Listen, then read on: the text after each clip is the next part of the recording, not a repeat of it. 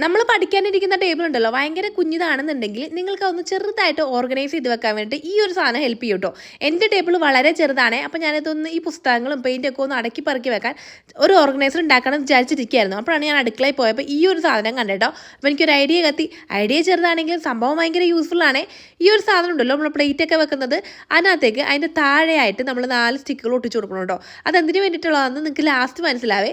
ഇതുപോലെ നമ്മൾ താഴെ 4 സ്റ്റിക്കുകൾ ഒട്ടിച്ചു കൊടുക്കുക. എന്നിട്ട് ഇതിനകത്തേക്ക് നമുക്ക് പുസ്തകങ്ങൾ അറേഞ്ച് ചെയ്ത് വെക്കാം കേട്ടോ. ടെക്സ്റ്റ് ബുക്കോ നോട്ട് ബുക്കോ ഫയലോ എന്ത് വേണമെങ്കിലും നിങ്ങൾക്ക് അതിനകത്ത് അറേഞ്ച് ചെയ്ത് വെക്കുകയോ. ചെറിയ ചെറിയ പുസ്തകങ്ങൾ വെക്കുമ്പോൾ ചാടി പോകാണ്ടിരിക്കാൻ വേണ്ടിയിട്ടാണ് നമ്മൾ താഴെയും കൂടി 2 സ്റ്റിക്കർ ഒട്ടിച്ചു കൊടുത്തേക്കുന്നത് കേട്ടോ. ഇനി ഇത് വെച്ച് കഴിയുമ്പോൾ നമുക്ക് 2 ഗുണം കേട്ടോ. ഒന്ന്, നമുക്ക് പുസ്തകങ്ങളിൽ ഇതിനകത്തൊന്ന് ഈസി ആയിട്ട് എടുക്കാം. അടയ്ക്കടയ്ക്ക് മുകളിലേക്ക് വെക്കുമ്പോൾ നമുക്ക് സെലക്ട് ചെയ്യാനായിട്ട് കുറച്ച് പാടുണ്ടാവും. ഇതാകുമ്പോൾ എളുപ്പത്തിൽ നമുക്ക് നോക്കിയെടുക്കാം.